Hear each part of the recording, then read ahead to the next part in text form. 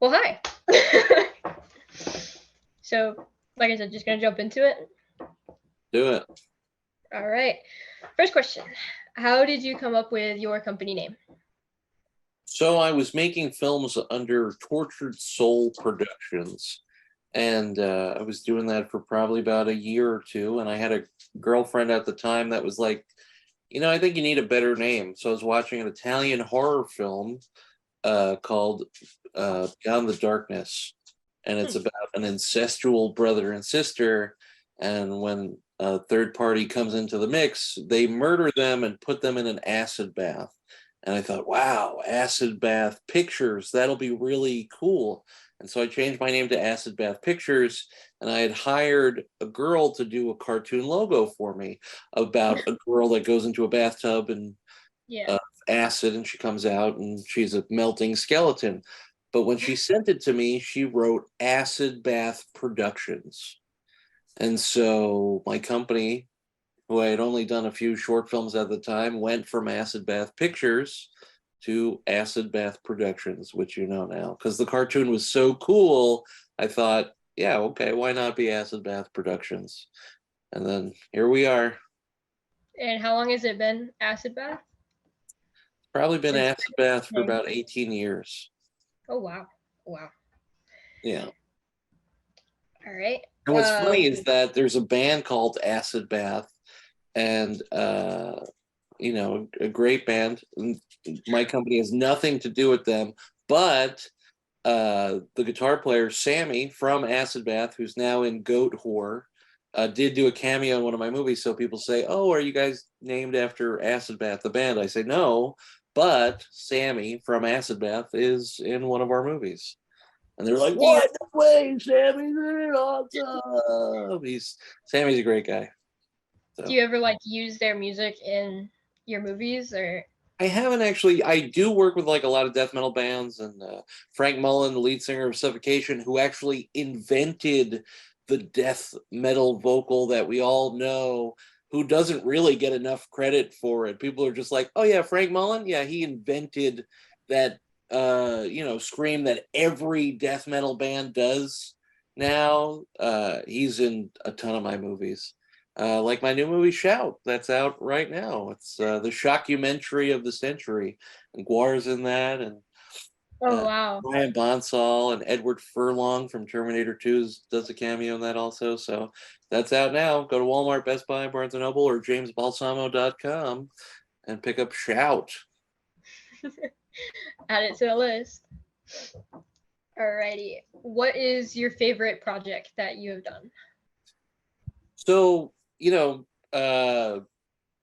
my movies are all kind of like my children, you know what I mean? So Yeah. whatever one I'm making at the time is the one that I love the most. So currently I'm doing a new movie called Robot Dracula that has John Landis in it, Malcolm McDowell, and a ton of other people are in it. Russell Simmons is in it, and director Tom Holland, not Spider-Man, director of Child's Play. Um, and Fred Decker, the guy that did Monster Squad and RoboCop uh, 3. So there's a ton of cameos, and I'm having a lot of fun doing that movie right now. So I would say Robot Dracula at the time. All right. How many projects do you usually work at a time?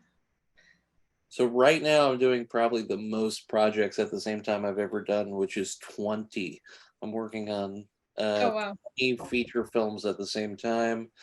Uh, I try to shoot them in 5 days, but I rotate those days. So I currently have over 50 feature films out. So with DVD and Blu-ray, that's 100 film products Oh, out.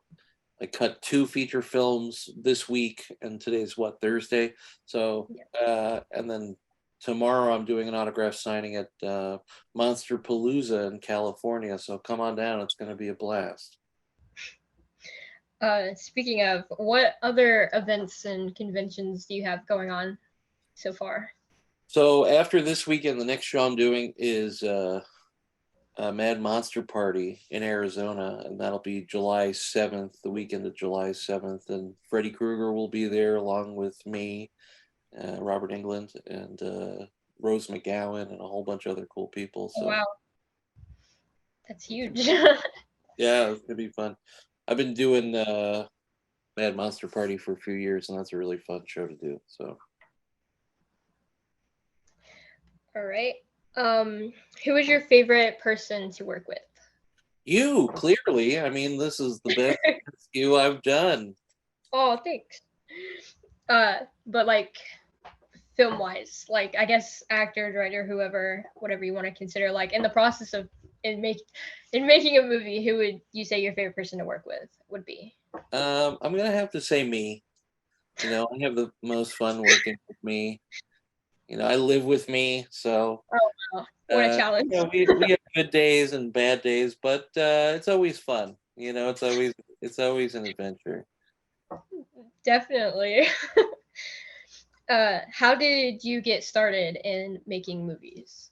So I started acting when I was 8, and I acted all the way up until right now. I'm acting right now. So I Long really time. wanted to be in horror movies, but I didn't know anybody that made any. So I was working at a comic book shop, and somebody said, "Hey, you know, Trauma in the city hires interns and stuff like that." So I was, you know, I was doing acting and I wasn't getting gigs, and so I went to work for Trauma, and I took out Lloyd Kaufman's trash, and I learned every trick in the book from Lloyd. And Lloyd, you know, I'm still friends with Lloyd. He just tweeted the last movie trailer I did, 14 Ghosts, last Wow. week.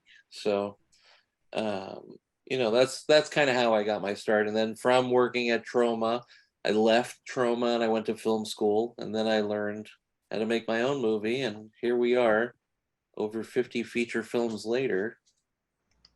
Thank you. So, not please don't take this in a rude way. So, was filmmaking not your first goal? You wanted to just be an actor in general? Yeah, I wanted to be an actor, and I learned how to make movies so that I could star in them. And so that's why I star in a lot of my stuff, because I just wanted to act. And now other people ask me to do cameos or roles in their movies, and I love acting. You know what I mean? So whenever somebody says, "Hey, do you want to be in a movie?" If I could do it, I always say, "Yeah, let's do it." That's awesome. In your opinion, what would you say is your biggest success? I would probably say I Spill Your Guts, which I'm trying to get the sequel off the ground now. Um, I was having drinks with Phil Tippett. If you don't know, Phil Tippett did all the stop animation effects in Star Wars and made a lot of the puppets. He made like Wow. Max Rebo and named Salacious Crumb, and uh, and he also did the stop animation for RoboCop. He did the Ed 209, and he's done a ton of stuff. He did. I could just keep going. I mean, the man is incredible. So I'm having drinks with Phil Tippett at a horror convention, and after he had just done a cameo in my movie Slice that I made with John Hitt, which is out now. Check that out. It's a golf slasher film. It's A Hole in You. And somebody, I'm having drinks. Phil is facing me, and somebody walks behind him, and they go, "Oh my God, that's James Oh Balsamo." my, He and he's telling his girlfriend, "You don't know, he's the man. He made I Spill Your Guts." So here I am with Phil Tippett, the guy that made Star Wars and RoboCop, and then somebody recognizes me for I Spill Your Guts, which is a movie I made over a decade ago. So I guess I Spill that Your is Guts. that would have melted my heart. Yeah, no, you know, it's really humbling. You know what I mean? Because I was feeling that way about Phil, and you know, it was really cool that he was having a drink with us, and and just you know giving us the time of day to hang out after working with us, which was really nice. And then somebody else comes by and like kind of passes the torch to me. Yeah, You know what I mean? So like that's why I'm always humble and gracious whenever somebody sees me or says they like my work. Like I just say, "Hey, that's cool. I'm just a regular guy." You know what I mean? I just did this because I loved it. You know what I mean? And working with people that I loved. You know what I mean? Like Phil Tippett was like a dream. He was somebody I've been trying to get for years. So Well, to reverse that, what would you say is your biggest failure? Commercially, I would say Catch of the Day. So that was a movie that almost bankrupted me. It was a buddy cop mutant fish people movie. It had Tony Todd, the Candyman, in it, Oh Jason wow. Mewes from Jay and Silent Bob, and the wrestler Jake the Snake Roberts. And I took a lot of risks on that movie. I did a lot of real stunts, and we crushed a car with a forklift, and we blew a car up, and we did like a lot of action sequences. We did a fight on like a skyscraper, on the roof of a skyscraper in the city, which I was terrified of because I don't like heights. But I didn't really know how to market the movie because it wasn't an action movie and it wasn't really a horror movie. It kind of fell into this like weird middle ground of a buddy cop mutant fish people movie, which is, you know what I mean? Like for me, I'm like, oh, that sounds amazing. I love buddy cop, and you know what I mean? I make movies that I want to see, but commercially it did terribly, and I lost a lot of money on it, my own money that I put into it. So but since then I made a sequel to that, Catch of the Day 2, and now, people, it kind of found a home. People really like that movie, and people come up and they say they enjoy it. So, you got to take risks in this business. You know You're what I never gonna mean? swear. Yeah, exactly. You got to try things. You got to try different things. That's why I used to really only make horror, but now I've made kids sci-fi movies, and uh, you know, I've filmed in Western towns, and I like trying different stuff and making all sorts of entertainment. So, people come up to me now as a producer and they say, "Hey, I have an idea for a movie, and I do this." I say, "Hey, if you want to split it, I have distribution in Walmart, Best Buy, Barnes and Noble. So you put up half the budget, I put up half the budget, and then we'll make a movie together because I like to have fun and I make them quick. I shoot them in like 5 days." So that's something else I offer at jamesbalsamo.com. I think we already answered this, but what inspired you to do this specific uh, profession? Yeah, so I was really a fan of horror films since I was a little kid. And so that's really what I really enjoy doing, is making monster movies like Robot Dracula, or It Wants Blood, or It Wants Blood 2 with Weird Al, and it's Coolio's last movie. So, it's always something monster or creature related because that's what I find fascinating. This is probably irrelevant, but I think it's H.P. Lovecraft was like really terrified of all the creatures and stuff. Have you ever made something like that you've been like really terrified of that you turned a fear into a reality, I guess? Oh yeah, that's a great question. I love the unknown, and I'm totally working on a space dinosaur movie because I have crazy dreams of a lot of creatures, and so I work with an artist named Alaric Barca, and I kind of have like a vision of like what I kind of see, but I'm a sculptor. I'm not a 2D artist, so sometimes it's hard for me to put it on paper, and so yeah, I take things that kind of weird me out or freak me out and turn them into the Batman situation where the thing you fear is now the thing that you are. So Gotta do what you gotta do. yeah, face your fears. How do you come up with your ideas? Just like I said, I have like a lot of weird dreams and things come to me, and then sometimes I'll see something out in the world, or I'll have an inkling of, oh, look, like I love cryptids, like Sasquatch and the New Jersey Devil. And so I had made a movie called It Wants Blood, uh, about a cryptid. I took an African lore called the Groot Slang, and then I turned it into kind of my own creature. We named it the Nadoto, which is Swahili for nightmare, or at least that's what Google Translate says. Sorry, I couldn't get this to load. Who is somebody that you would really love to work with? You, of course. You're gonna star in my next movie, right? If, Lovecraft Slayer. oh You're my gonna be like goodness. an interdimensional time jumper that fights Cthulhu-esque creatures. Oh my goodness. Okay. Uh, to reword, who is someone realistically that you would like to work with? You know, it's funny. I've worked with so many great celebrities and rock stars and artists. Like, um, I can't think of anybody. LA is such a funny town because you never know who you're gonna bump into. You know, and lately, whenever I bump into somebody, I'm like, "Hey, be in my movie," and they're like, more or less, they're like, yeah, okay."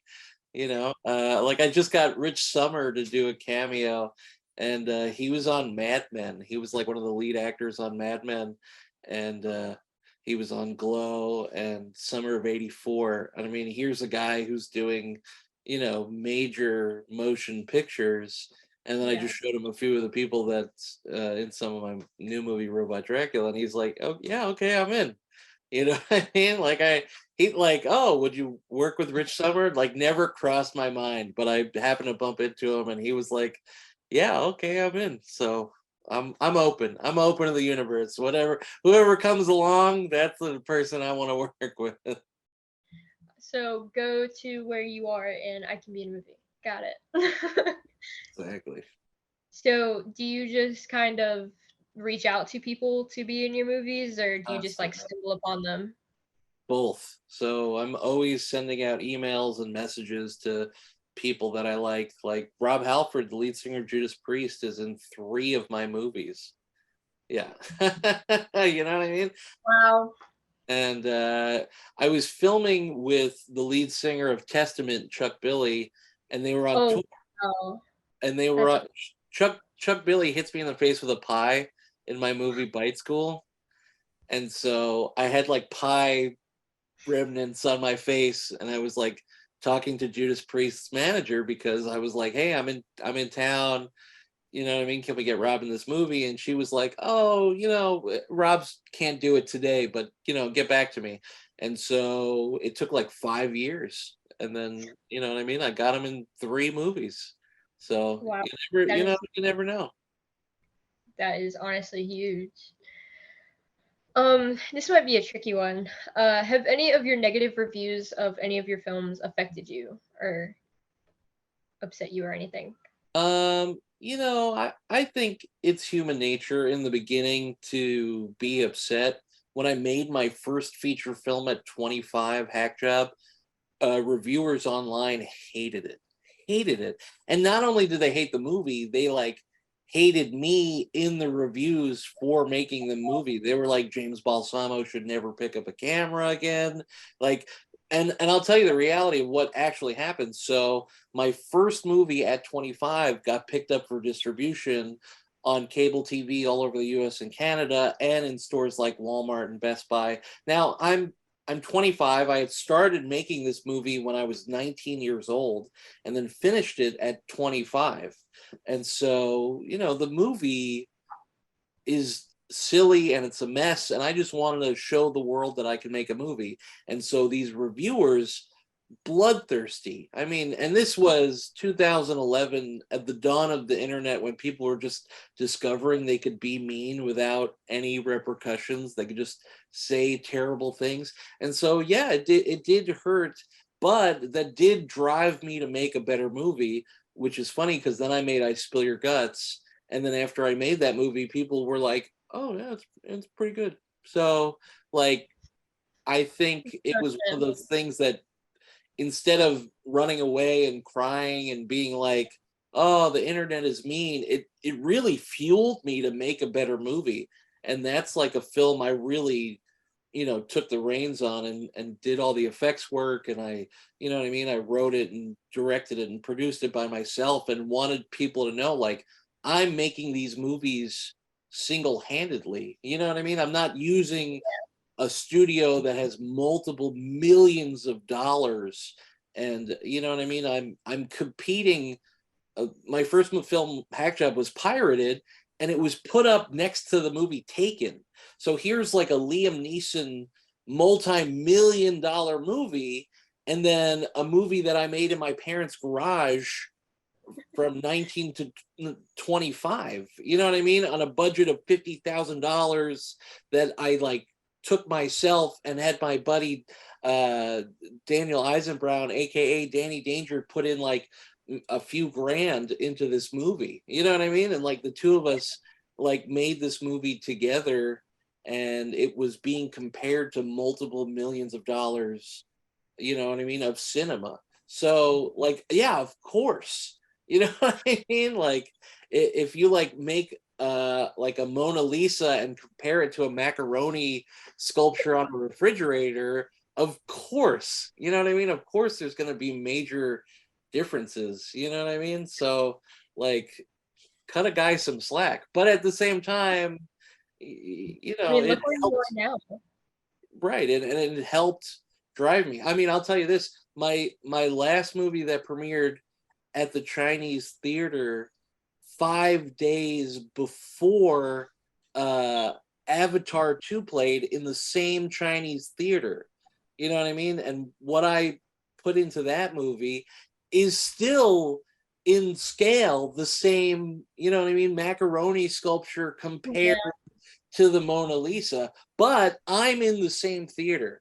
You know what I mean? And you know yeah. what I mean? I'm doing that. So it's not a major multi-million-dollar studio. It's James Balsamo that's doing that. And so I know that against all the bad reviews that nobody is doing what I'm doing. So I don't, I put on a persona of arrogant and you know what I mean, but it's all tongue in cheek because the reality is I'm putting in the hard work. You know what I mean? I made these 50 movies. All those reviewers that say, "Ah, this is garbage. What have you done lately?" That's a very good point.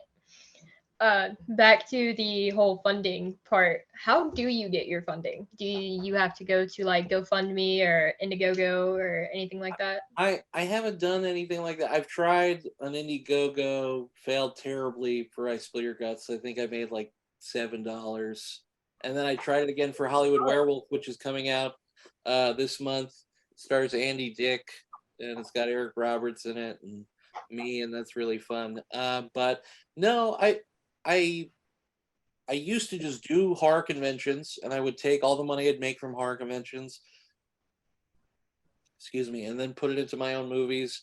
And then after making, you know, movies for so long, a few people would come up to me and say, "Hey, I want to star in my own movie." And I do that thing where I say, "Hey, you put in half the budget, I'll put in half the budget, and then I'll put it out through my distribution." And I've done that for several films, you know, but more or less it's still me. It's still me, just yeah. like, you know, taking whatever money I make from making movies and doing autograph signings and then putting it back in. So, you know. But if somebody's got millions of dollars and wants to make a movie that's listening, go to jamesbalsamo.com and let's make a movie. I'm making them either way. So you want to make a movie? Come on down. What is your process for directing? Pointing. That's my favorite thing. You this way, you over here. You know. You get you that little pointer, plastic pointer finger. Oh yeah, Little, I should get one of those. That'll make my job easier than it is now. You do this. You know, a lot of the times I'm acting in the scene. So you know, lately I'm a blue alien or I'm wearing a, you know, prosthetic or something, and so I'm directing with like a weird mask on and I'm pointing. oh my gosh. I could just picture that. You in like a entire like green screen type outfit, just Yep, standing on set, just cutting people. yep. That's how I do it. Do you think directing a film is the toughest job while making a movie? No, I don't. I like directing. You know, I like playing. Like filmmaking is playing pretend. It's funny that the business takes itself so seriously when I feel like people forget it's a fantasy. You're creating a fantasy for people, so like it should be fun. You know what I mean? I can't tell you how many actors I've worked with where they're like, "Wow, you're such a calm director," and I just think, "Wow, why would you get crazy about something?" You know what I mean? It at the end of the day, it's for somebody to sit down and like go, "Oh, that's fun," or that's like, you know, it cinema is escapism. You know what I mean? It is designed for you to like forget about what's happening. I'm sorry, I have several dogs. It's okay. My chihuahua is running around somewhere. So, I don't think directing should be as stressful. I don't think the whole process, you know what I mean? I think people that make movies should be thankful that they get to play pretend.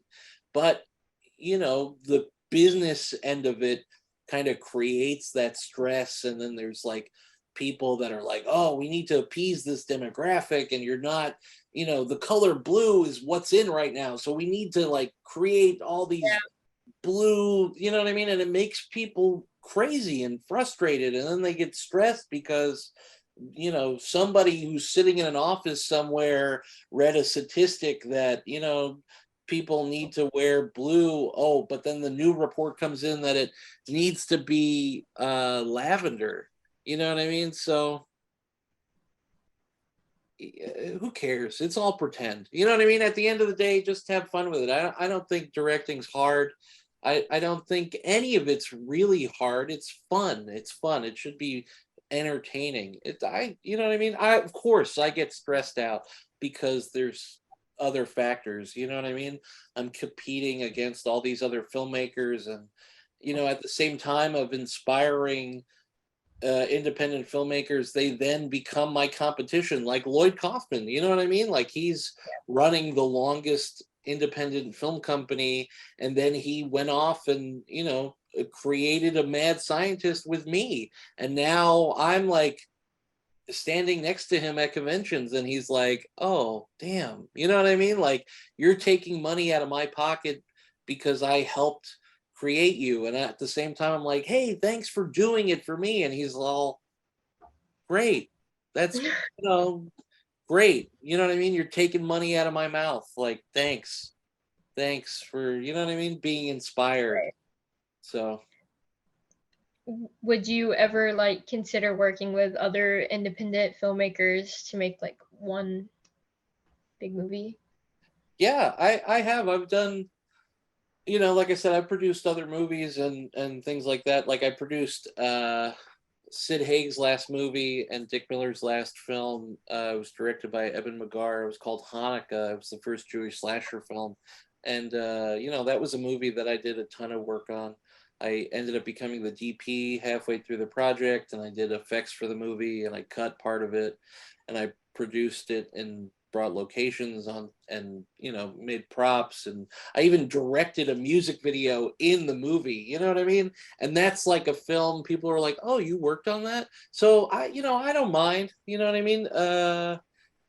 Evan told me a story. Steven Spielberg, worked on one of the newer Star Wars. Like he directed some stuff in that, but he doesn't take credit for that. So I like having fun. You know what I mean? I like working on movies. So whenever somebody says, hey, you want to work on this project, if I can do it, I'm more than happy to do it. Who are your filmmaking influencers? Ooh. Uh, I like a lot of Italian cinema. I like Dario Argento. I think The Bird with the Crystal Plumage is like a masterpiece that doesn't get enough credit. Everybody's like, Suspiria, Suspiria. I'm like, yes, Suspiria is amazing. I saw Goblin play the soundtrack to Suspiria live a few months ago, and I was sitting in the same row in the front as William Lustig, the guy that directed Maniac and Maniac Cop, and I got him to do a cameo in one of my movies because he was just there. And I love William Lustig, and I love Lloyd Kaufman, and I love Dennis Dugan, who does a lot of Adam Sandler movies. I think he's like a really funny comedy director that doesn't get a lot of social praise. And of course, I love Lucio Fulci.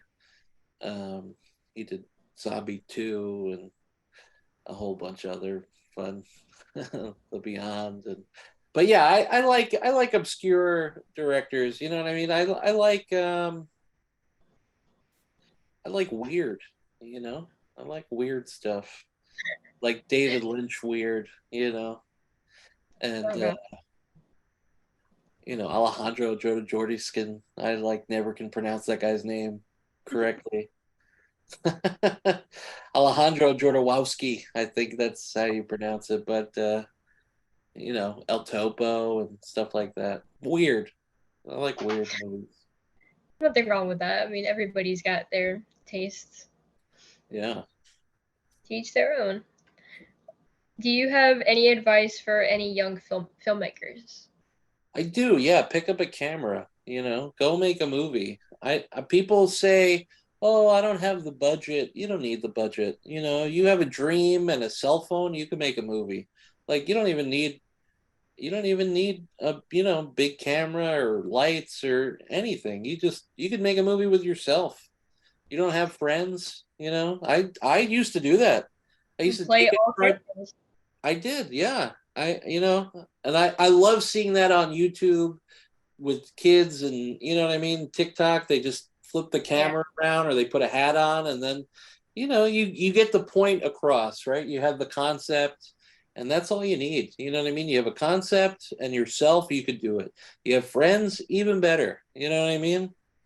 You have a little bit of money for some fun costumes or a monster. You want to make a toilet paper and latex monster, you could do it. That's how I started. I just do it. Are we gonna see a little film you made back when you first started, like the very very first attempt? Yeah, so I actually released those. I did a movie called Mind Melters, which had my first 30 short films on it. I made before I made my first feature film. And I just released Mind Melters 10. That's out now in FYE. So in the last 3 years, I've made 10 of those Mind Melters, and they have all sorts of shorts and music videos that I've done before I started making movies. And then I even made some new shorts so I can make Mind Melters because they're so fun to make. What is your? I think we did this one already. What is your favorite film of yours? We did that. Um, do you think being an independent filmmaker is better than being a mainstream filmmaker? I don't know because I've never made a mainstream multi-million dollar movie. I could tell you what it's like from the bottom. And now I'm making movies for hundreds of thousands of dollars. You know what I mean? Which is still nothing in the grand scheme of it. I was having drinks with Woody Harrelson's brother the other day, Brett Harrelson, and I was just showing him who's in Robot Dracula, and he was like, that is unbelievable. He's like, I don't understand how you got all of these people in your movie, James. Like, you know, like with like the budget that you're working with. You know what I mean? And here's Woody Harrelson's brother, somebody that really understands the business, and he is in awe of all the people that I'm getting, by myself, without a major studio, without throwing millions of dollars at these people. Me just being excited about making movies is really how I got a lot of these people in it. So you never know.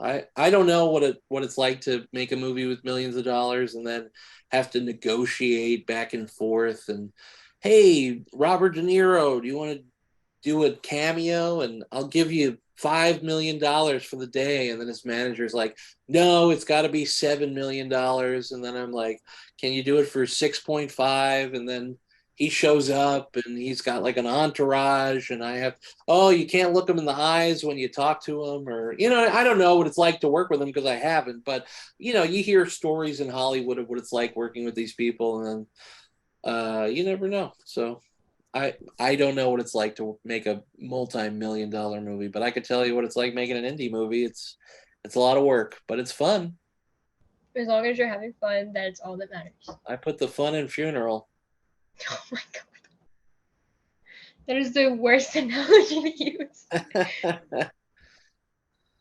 This might be a very controversial question. This is not my question, just so we are clear.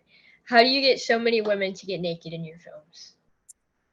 I hire them from a website called Model Mayhem, and it's always a very professional set. I always have another woman on set to make sure that they're safe and comfortable. And before I hire them, I tell them what the scene is and what they're going to have to do, and I tell them what you know, the arranged price is for them to do the scene, and they're comfortable with it. And I work with a lot of adult actresses that are relieved that all they have to do is get eaten by a rubber monster. You know what I mean? And that's, like I said, I like working with people that are comfortable. I never hire anybody that's shy or I don't really feel comfortable. It's like I want you to be comfortable because that's what I need in the scene. I want you to have fun, and you know what I mean. I want it to be fun for the people watching it, and it's that is probably the most business element of the way that I do things and try to be above board with everybody and make sure everybody's comfortable and only the people that need to be on set are there. And so there's not a lot of looky loos. And Well, that's great. Next question. Is there, without saying names, is there anyone that you have worked with that you would not work with again? I don't want to name call anybody. no, I've honestly I've been lucky. There's nobody that's had like a major temper tantrum or anything like really where I was like, oh, I'm never working with that person again. So yeah, no, all are welcome back. Welcome back. Well, to I guess to add on to that, what is the worst story you have of making a film? Ooh, yeah, I don't know. I don't really have any horror stories. You know what I mean? I make silly movies where everybody is more or less having fun. I can't think of any film where people are tortured or were like hard to work with. Um, I never really had any mental breakdowns or temper tantrums where I body slammed anybody through a table or did anything crazy like that. So That is so me as a would be so me as a filmmaker. You okay? yeah, my PR team is telling me about fursuit in the summer on Alien Danger. Yeah, I was wearing it. Ken, yeah, Ken May, who played an ant eater, like a giant Chewbacca-esque ant eater character in my film's Alien Danger, was just very hot in a fursuit while we were filming in the summer in California. But it's not really a horror story. It's just kind of sweaty. Um, if you could remake any film, what would it be? Oh, that's a good question. There's so many. Oh man, I want to talk about this publicly, but I can't yet because maybe I'll tell you off camera. I like a lot of B horror movies, and there was a point where I had almost done a sequel to Street Trash, and I was talking to Roy Frumpke, and he sent me the script, and we were talking about it. Unfortunately, it didn't work out, but he wrote it as Street Trash 3 because he had said so much time has passed, there should have already been a 2. So he was jumping from 1 to 3, and that was something I was going to direct, and I was excited about it, but it didn't happen.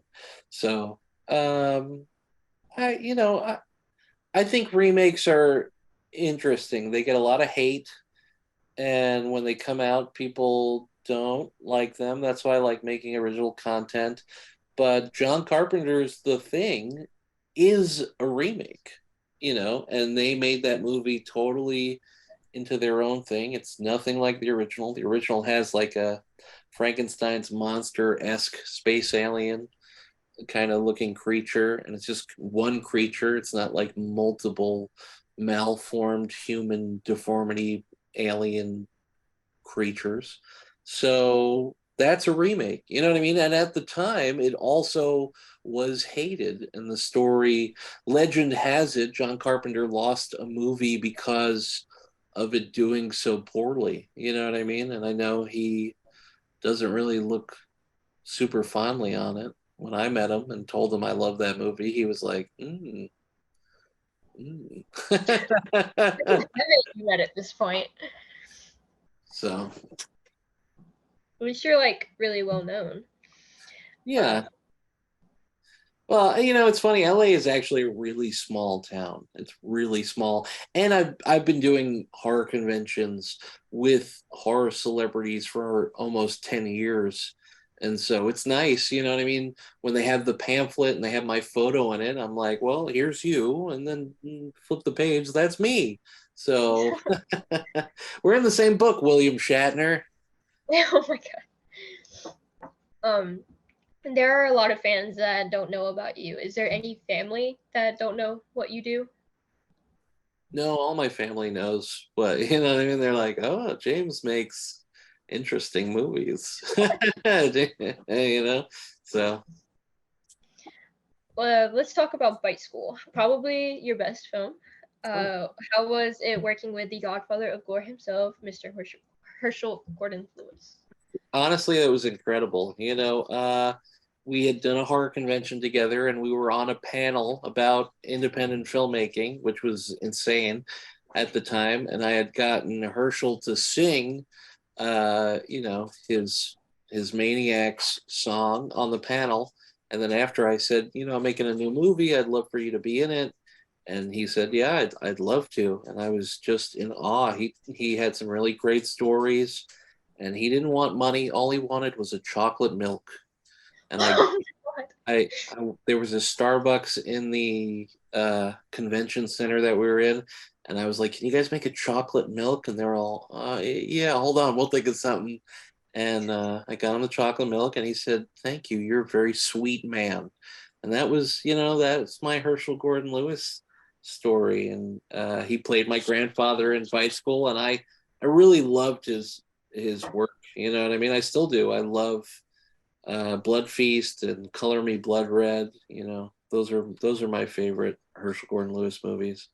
And I mean, the man really paved the way for gore in cinema. And I hope in the long run he gets his credit because he had it to the people that understood. But I mean, it should be more well known that Herschel Gordon Lewis really did pave that way for horror and gore cinema. And he was such a sweet, genuine man that like understood the business, and he was just a wonderful guy. I mean, he asked you for a chocolate milk, so That's all he wanted, chocolate milk. that film is such a fun watch. Is there anything that you would do differently? Uh, well, I I did want to do some stuff differently. That's why I made a sequel from Dusk Till Dawn. And Robot Dracula is actually the third movie in the trilogy. So it's kind of like Desperado and Once Upon a Time. Thank you. Gosh. Thank you. Once Upon a Time in Mexico, where the titles aren't the same, but they're all kind of linked together. Like I play Tony Canoni in all three of those movies, and it's kind of Tony's story. So, Robot Dracula will.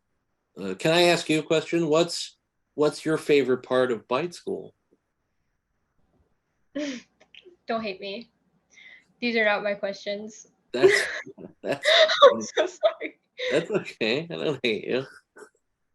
Um, but yeah, so I really wanted to do more stuff with the giant bat monster. I had sculpted these heads, and then I worked with these other effects artists, Steve Siegelbaum and Church Haley, who made the bat monster body. And so it was a two-headed bat with breasts and bat wings and a snake-like body, and it was a 10-foot practical creature, and we hung it from a 30-foot crane, and then I fought it with a toilet plunger sharpened into a stake. So, it was fun. We actually have the poster for Bite School hanging up Very, very cool. right in the middle of the house. So you see Amazing. it. Big fans. We're big fans. Awesome. You cast a lot of music stars and wrestlers in your films. Are you close to any of them? No, I love wrestling, and I love live music and go to shows. And so, yeah, I work with a lot of rock stars, and I kind of work with the people that I like. I love entertainment, and so I try to put in, the movies people that I found entertaining. And so, We just filmed with Mr. Bungle, the lead singer of Faith No More, Mike Patton's other band. And so three of those guys are in Robot Dracula. And so it's always we're always filming with somebody cool. And Mick Foley's in Robot Dracula. So Um, when will we see an autobiography of James Balsamo? Many of us would love to read that. oh yeah, that's cool. I don't know. I think I'm still kind of out living the story. It's hard to, you know, If you start it now, we can get like a big book when you're done. yeah, it's true. And get the big book. I've thought about it several times because I wrote two kids joke books and I like writing. I don't like sitting down and writing. I like the thought of writing, but it's something I plan on doing sooner than later. We'll work on a biography. Don't worry. Cool. um, that was the good questions. Where were you born? Queens, New York. I'm from Queens. Wow. I guess this answers my next question. Are you Italian? Because you've mentioned a lot of loving Italian directors and movies, and I am, yeah, James Balsamo. I am Italian. I love chicken parm and spaghetti and meatballs. are you one of those who consider pizza Italian? No, uh, no, I think pasta also comes from China or something like that. I think noodles come from over there. Oh my gosh. Um, Personally, what are your favorite movies and why? Well, I was very excited to see my buddy Matt Desiderio is doing a screening of Abomination, which is a really obscure horror movie, and that's playing in New York next month, I think June 13th. So if you guys are in New York and you haven't seen Abomination, I love that movie. Check it out. It's super wacky, fun monster movie. Um, Street Trash, I love, and Chud, Return of the Living Dead. I just filmed with Linnea Quigley a few weeks ago. She's in Robot Dracula. So, what You're about you? What are your favorite movies? oh, I would get judged so hard if I answer that. No, no judgment here. Well, growing up, like way younger, my favorite movie was the Twilight series. And I know Okay. it's really contradicting because like those are really, really weird movies. And it's kind of a ritual now. I watch them every year. Kind of depressing. But I would probably have to say Mortal Instrument, City of Bones. Oh, okay. I don't think I've seen either one of those. I'll check. Or Donnie Darko. Donnie Darko was way up there. Cool. I've had Frank the Bunny in one of my movies. James I Frank. want I mean, I want James Jimmy Duvall. you you amaze me. Thank you. Um You amaze uh, me.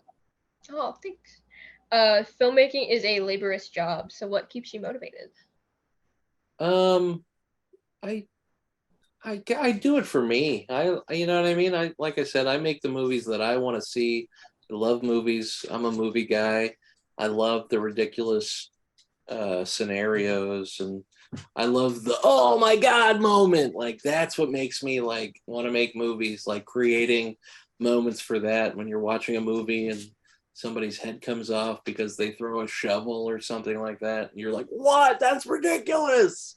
That's why I make movies. You were somebody who watched way too many America's Funniest Videos. People weren't Oh you? yeah, I love the jackalope. I want to make a monster jackalope movie Oh Lord. Um. with Dave How, Coulier. oh, I That's get. the I think. fast caboodle, never catch me.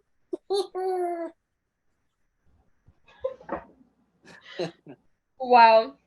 All right. I think we kind of answered this earlier on, but uh, how do you choose your cast? Like I said, I like to work with people that I enjoy working with, or if I bump into a celebrity on the street, then I immediately try to put them in one of my movies. I'm just gonna start like walking the streets of where you are and just Yeah, you're hired. how do you handle a actor when they are not being professional? I like to take them aside, or if I get everything that I need from them, I just cut them early. But more or less, that's never really happened. So I'm thankful for that. But in any kind of problematic situation, instead of escalating it, I always try to take them aside and talk to them one on one and say, hey, well, talk to them as a person. You know what I mean? I think a lot of people forget an element of humanity when talking to each other. They just kind of meet anger with anger, and you know what I mean? They don't try to find out the source of what the real problem is and just say, hey, well, what's going on here? Why are you upset? Are you hungry? Are you Yeah. sleepy? What's wrong?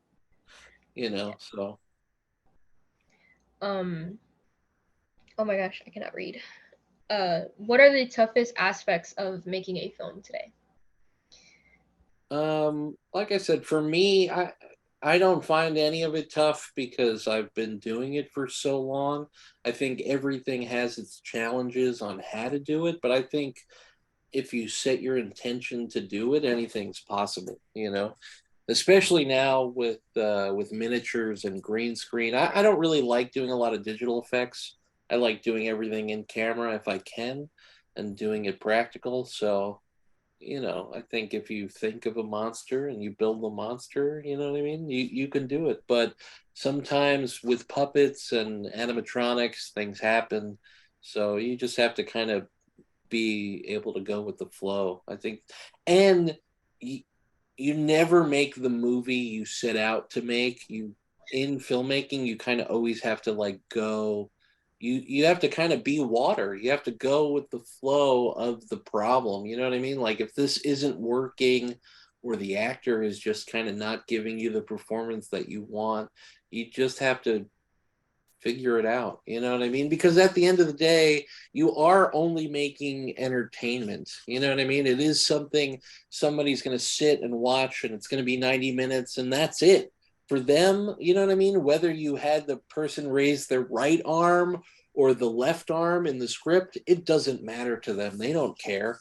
You know what I mean? Nobody's going, ah, man, that 90-minute movie was great, but if she would have lifted her left arm, it would have been an Academy Award winner for me. You know what I mean? Like it doesn't matter. Oh gosh. Which actor, in your opinion, is the all-time best actor? It's me. Let's say me. I'm brilliant. Agreed. Agreed. Thank you. I just knew you were gonna say something like that.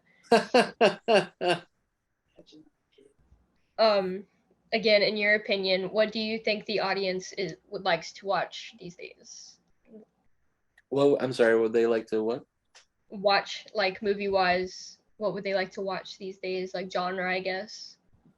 Um, you know, audience is funny and the industry is funny. Like somebody was telling me about the American film market, which is like a big sales show for movies. So one year, if the big movie is a dragon movie, everybody goes out and they make a dragon movie. And so then the next American film market, there's like 100 dragon movies.